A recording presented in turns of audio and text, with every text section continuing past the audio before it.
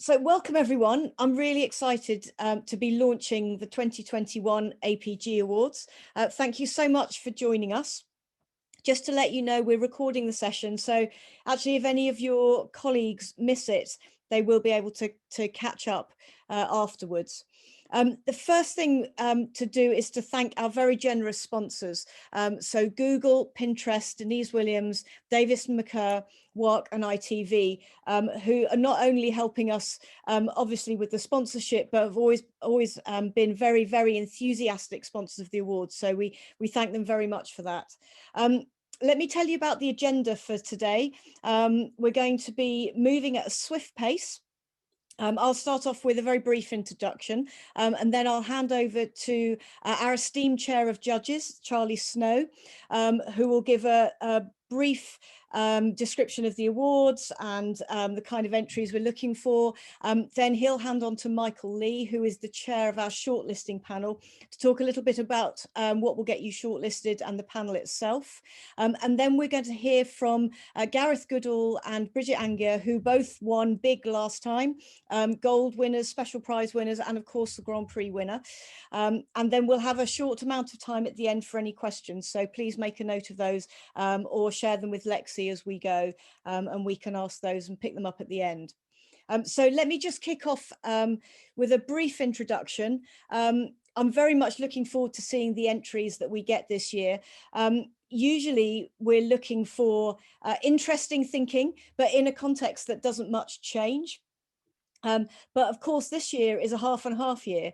So 2019 will give us, I hope, lots of very clever strategic thinking in the old world. And 2020, of course, some very clever strategic thinking, but in what's been quite an extraordinary world. So I feel like there's lots of opportunity this year for a really varied collection of papers. We've decided to keep the no theme again for this year. It proved very successful last year. So just great creative strategy. That's strategies that solve difficult problems in innovative ways, strategies that are fresh and new, and strategies that make judges just that little bit jealous that it wasn't their idea. We've also got a host of special prizes this year, which include best application of broad thinking. So there we're looking for papers that take their inspiration from multiple sources. We've got most inspired creative thinking. We've got the best response to COVID, of course, but also best response to climate change, because of course that's a massive issue for the human race that hasn't gone away. We're looking at a prize for best media thinking, best example of diversity and inclusion, as well as the old favorites like best insight, best written paper and best presentation.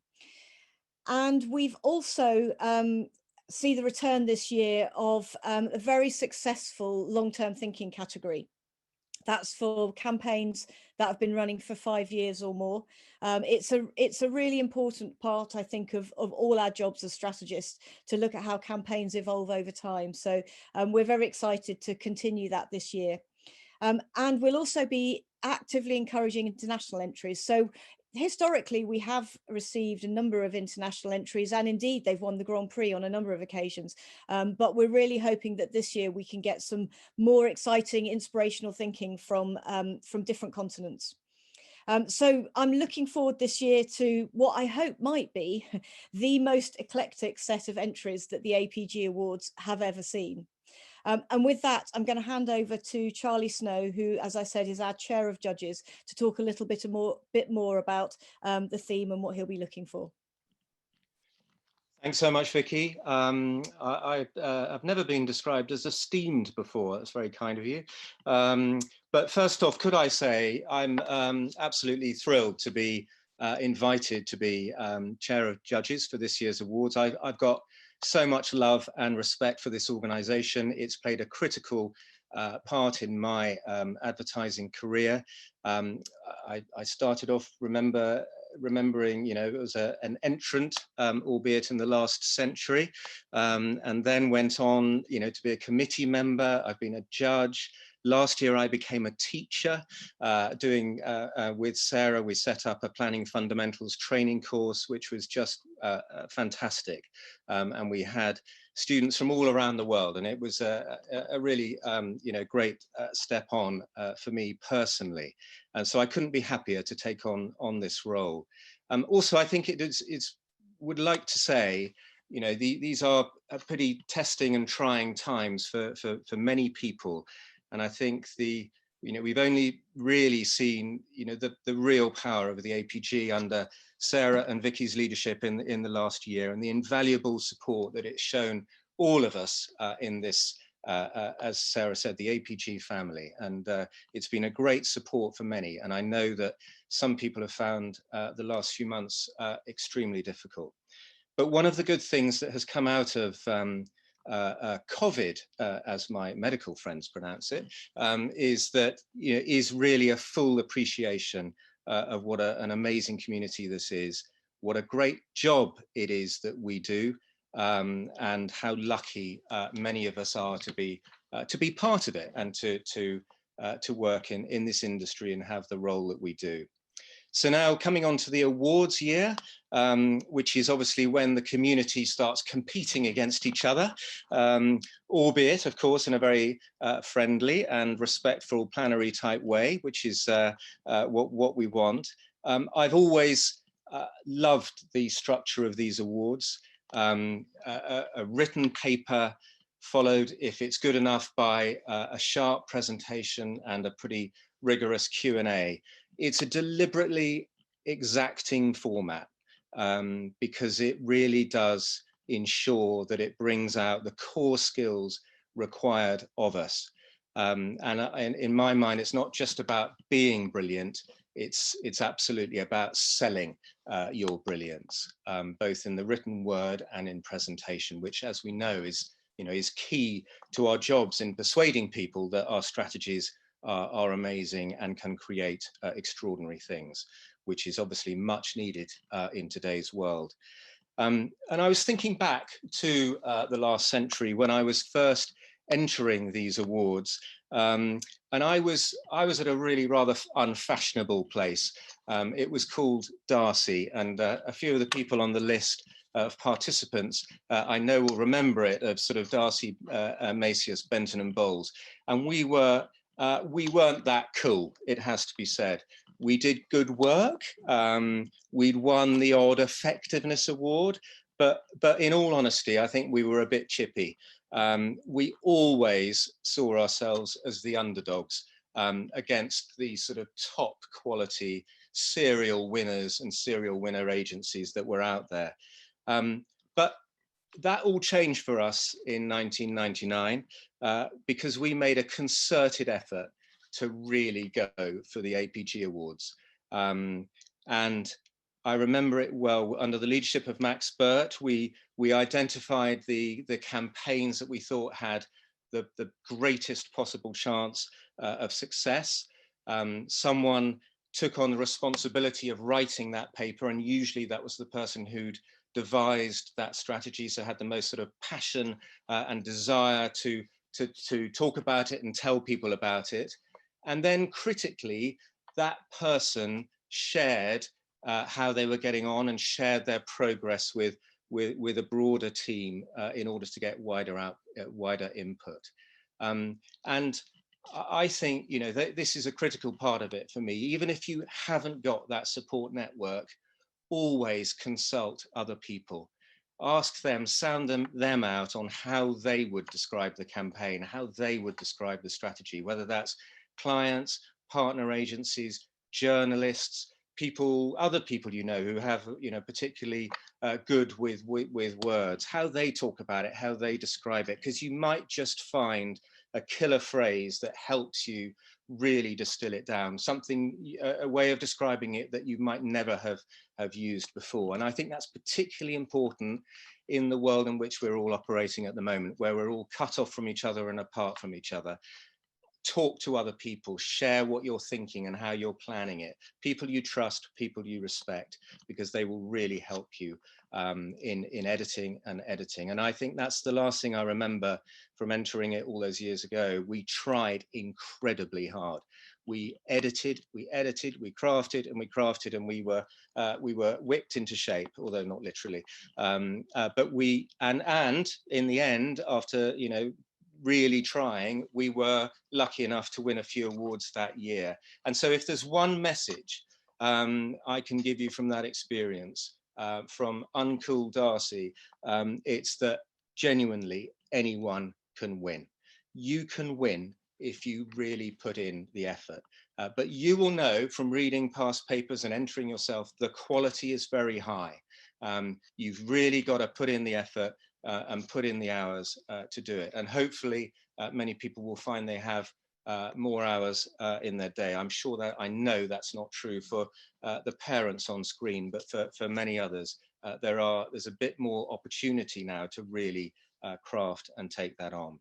And it's critical. It's not necessarily the big organizations or the big brands with the biggest budgets and vast amounts of data that win. They can win, of course, but I think there's much more opportunity for everyone and any size of brand or organization to really give it a go. So if you've got something good, something that you are passionate about, that you really believe in, please enter. We've all seen some great campaigns over the last 2 years, which you'd imagine, and if you're thinking it through, have some brilliant strategies behind them. And we've heard about them, we've read about them, thanks to really good agency PR machines, and please enter those. But I'm sure we also know that there are many other cases out there which haven't necessarily yet had the full airing. They haven't been buffed up by agency PR departments, and they are brilliant as well. Or they might be from other cultures or other countries that we have less knowledge of. Please, again, if you believe they're really good, if you really believe in it, please also enter those. Everyone has got a chance to win. So if you've got something good, we'd love to read it, we'd love to hear it, and we'd absolutely love to celebrate it. And I fear I finished off there on one of those sort of governmental style triptychs or trifectas, so I better stop. I just hope that come September, I really hope we're able to judge live the connection that the human connection we can have with each other. We're all yearning for it. I really hope that happens. And I desperately hope that we can celebrate the awards night live as well, and we can give it a full swing. Thanks very much. Thank you, Charlie. And yes, I totally agree. It will be amazing if we can see those presentations in a room with real people. That will be amazing. But before that, before the presentation stage is obviously the shortlisting. And Michael Lee is our chair of shortlisting, and he's going to talk briefly about what he's looking for and a little bit about the panel as well. So Vicky mentioned variety or eclecticism, and that's going to be a major ambition. The APG has always been a great home for brilliant advertising ideas, and of course it will carry on doing so, but we're also after the examples of planning that don't necessarily fit. We call them the stray cats. They don't fit a neat pre or post campaign structure because they might not even be campaigns at all. They may have led to product innovation or a great transformation of the customer experience. They might have changed internal strategy and never even seen the external light of day. The only thing that matters is that a smart piece of creative original thinking led to an inventive creative solution that solved a business problem or a societal problem with a meaningful impact. And if you look at the judging panel, you'll see that it is not stuff with Adlan Loveys, like me. We deliberately selected a very diverse range from the worlds of PR and behavior change, client-side media evaluation. There is conscious intent behind that. Because, as has already been said by Vicky and Charlie, it's not about the glamour or the gloss of the brand or the heritage. It is only about the significance of the effect and the creativity of the strategy. And then just finally, on the one hand, I think things are looking up for brand strategy. There was an article by Mark Ritson today in marketing, who cited this global Gartner survey of CMOs. And it said that brand strategy was cited as the most important marketing capability, which is great. But we face more competition in the world of brand strategy than ever, from the more templated approach of management consultants to the more optimization-led approach of the big tech giants. And we need to make the creative thinking and the originality the most impactful competitive advantage out there that we can bring to businesses. And the more we can do that, the more we have these papers that can showcase what a difference creative strategy could make to our clients, the more I think will ensure all of our profession a healthy, thriving future, whatever the world looks like in 2013, when hopefully we're out of lockdown. So over to you, Vicky. Thank you very much, Michael. And now if I could ask Gareth and Bridget to talk to us, Gareth first and followed by Bridget. As I said before, Gareth and Bridget both won multiple prizes actually last year, golds, special prizes, and also the Grand Prix. And it's great that they've both been able to take the time out to join us. So we'll start with Gareth, who won for his DOCIS paper. So Gareth, could you give us a brief synopsis? Yes, of course. Thanks, Vicky, and hello to those of you able to join. It's always a great pleasure to be involved with the APG. I think, one of the things that's to me always been important about the APG, Charlie earlier mentioned, earlier entries in his career. All these things are always published in a beautiful book. The papers have a long life, and I think it's always good to feel like your paper and your work kind of stand up in history. You can still read all those papers from the very, from the 90s and all things like that. And that's always been something that I've kind of cherished. And therefore, I think when you're writing a paper, sometimes you get lucky, sometimes you get unlucky.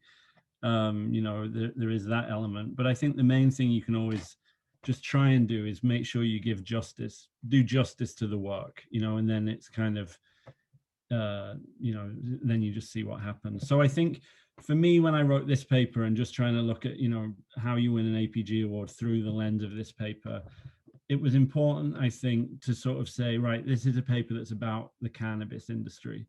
And as we sort of mentioned in the paper, you could work 10 lifetimes and never work in a more disruptive category. I think if you were to encapsulate that in a nutshell, in America, it's both still criminally prohibited and invested in by Wall Street. So there's this incredible sort of tension within the category. And what we wanted to show was that even in a category as disruptive as that, there is still a role for brand strategy, potentially even more of a role for something like brand strategy. So I think we then just sort of plotted through, well, what was the rigor of brand strategy that we went through in order to invent this brand and create this brand from scratch? And I think, the two things we tried to lay out was, one, a sort of anthropological history of cannabis through the last 5,000 years. And just the revelation that, for 5,000 years, cannabis hasn't always been used to just get high, but in fact, to treat a whole range of different health benefits. And then to dig deep on the kind of science of cannabis, and particularly looking at the human endocannabinoid system to sort of really analyze, like, well, why does cannabis have this effect on humans? And therefore trying to just come out of that with a set of principles that you can clearly see influence the work that was done. And I think that's obviously really important. So the idea that we wouldn't just create a cannabis product, but a cannabis product that targeted a range of different health benefits, reflected in the history of cannabis. The idea that we weren't creating a product that was just to get high, therefore we would limit the dosage of the product, and the dosage would be both disruptor and differentiator. And then also borrowing not from the weed category, which has got, the sort of tropes that we're all familiar with, but actually from tech and wellness in the design of the product, in its look and feel, in the brand world we created, all built around new and changing human behaviors. So the fact that cannabis is a cash-only business actually presents, new challenges and new barriers to overcome. And then I think what's always important is just to, I always feel like there needs to be something at stake with these papers. There needs to be something that's important. And therefore, to me, it was important, to stress that, you know, it's always easy to come up with an innovation and for it to feel small, when in fact, you know, it was important to me to show that the cannabis industry is, you know, now worth $15 billion in America, which is obviously incredible. And that we were named by Time as one of the 25 top innovations of the year. So, you know, having a success story, you know, with the #1 single-use vaporizer in California, for instance, you know, having results that back up a clever paper, I think, is also obviously crucial. So hopefully that's been at least revealed in some way some of the mechanics behind a successful paper, and wish you all very best of luck. Thank you very much, Gareth. And also, if you haven't read the paper, I would thoroughly recommend it. It's beautifully written as well. So I'll now move on to Bridget. Bridget, if you could give us your perspective from obviously having entered last year, but for those who haven't read the paper, again, I would very much encourage you to read the Grand Prix winning paper for Bodyform, of which Bridget was one of the authors. So Bridget, could you give us your thoughts on entering? Of course, and hello everyone, and hang in there, we're nearly through January. I wasn't going to talk about the paper in a great amount of detail because there are some fantastic videos that are now on the APG website. And Margot, who is the strategist who really was at the heart of this turnaround for Bodyform and how it's turned into this brand that tackles all the taboos in the category, has made for us, and they're on the website, so hopefully you'll get a chance to look at those. What I was going to just reiterate, and Charlie's made this point already, about how important these awards are, because these are the awards that are about the thing we do that is the most important thing that we do. And it strikes me that quite easily we all get blown off course by all the demands on our time and the complexity of the world that we now operate. And maybe we just don't spend enough time doing the thing that is the most important thing. And again, I was just reflecting, if you took a day, how much of that day is spent reading and acquiring the general and the specific knowledge that you need to kind of construct a creative strategy? How much time is then spent writing it? And how much time do you then spend trying to persuade others that it's the right course of action? And if there is one good thing that might come out of COVID, as Charlie has now told us to talk about, maybe it's that we just reorientate ourselves and give us just that bit more time to do the things that really matter in all the world of things that we could spend our time doing. But I did want to talk about also how great it is to win. And I can see there on this group of people, there's a lot of people that have won. And what was really interesting to me about winning was I felt supported through the whole process. You might think going into the dragon's den of judges where you have to stand up and be judged by the great and the good of the advertising industry is daunting, but I felt genuinely supported all the way through. And I remember on the awards night, when it was announced that we'd won, I genuinely felt a wave of positivity towards us. And I think that's unique to the strategy community and something we should nurture and hold on to, because it was wonderful. And the last thing I wanted just to say was, although winning is important, I think publishing is more important. And it's kind of all of our responsibility to add to that knowledge base that we have around how things work, why they work, because then that means we have the ammunition we need to go and persuade clients to do a certain thing that we want them to do. I was using the Bodyform case study to talk to another client of ours. And when I finished, she sort of paused for a moment and she said, wow, I'd really love to think I could be that brave. And I thought to myself, yes, that's the point. We have these examples, we have these stories to tell each other and to tell our clients, and hopefully that makes our job that bit easier. So I would say they're really important, and publishing's really important too. Good luck. Thank you very much, Bridget. And thank you, Charlie and Michael and Gareth as well. We've now got a little bit of time left if anybody has any questions that they'd like to ask. First one from Richard. So will conventional but brilliant campaigns be at a disadvantage? That's a very good question. The point I wanted to make, and I think that's very important, is I wanted to clarify that unconventional campaigns or ideas won't be at a disadvantage. Next question from Ross. What's the biggest mistakes first-time entrants make? I'll kick off with this, and then actually anyone who's been involved in judging before would probably have some points of view on this. But I think Charlie and Michael, if you want to jump in here, from my perspective, I think one of the biggest things is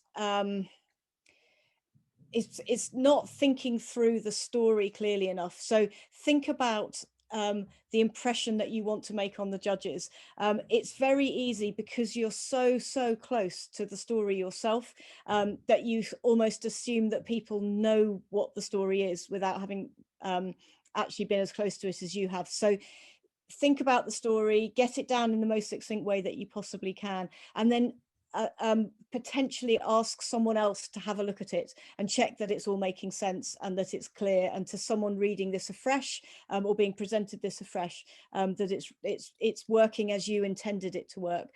So get a second opinion, I think would be really useful.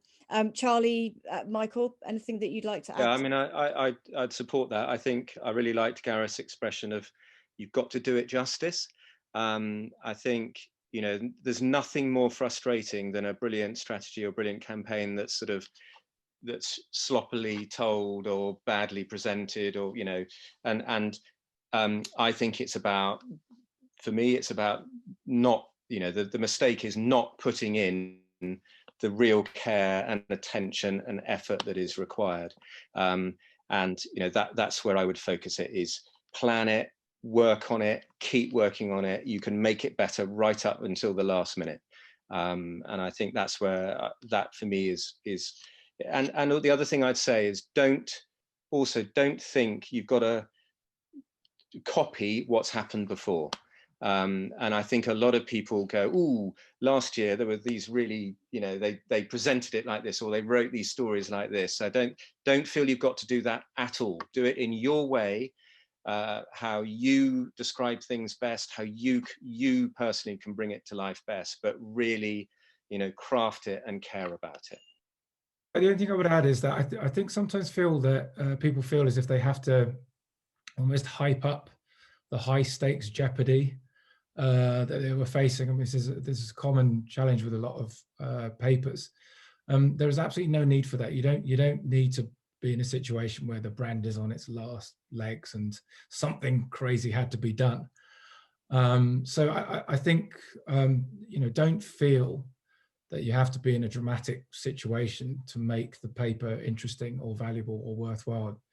You know, hopefully in most people's situations, actually, you know, they are working with clients that are, you know, in a relatively stable position. Obviously, that's going to be different for this year round. But just because there is an element of stability, the ability of some very smart, creative, strategic thinking to accelerate growth or to achieve or fix a business problem that's existed for a long time is just as valid.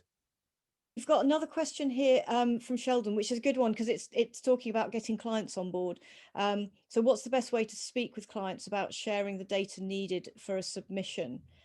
Charlie, do you have any thoughts on that?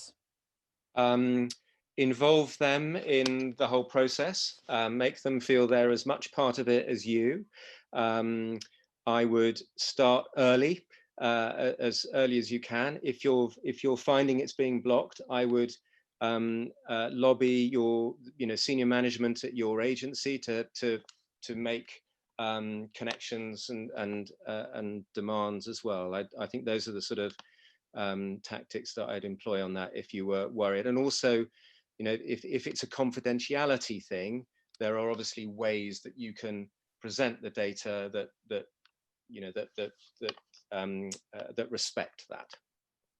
I guess another thing that might be worth thinking about is how is it going to enhance their career in some way, or enhance their status, or make their job easier or more impressive. And having a really good case history of the work you've done with them is often a really good way to do that.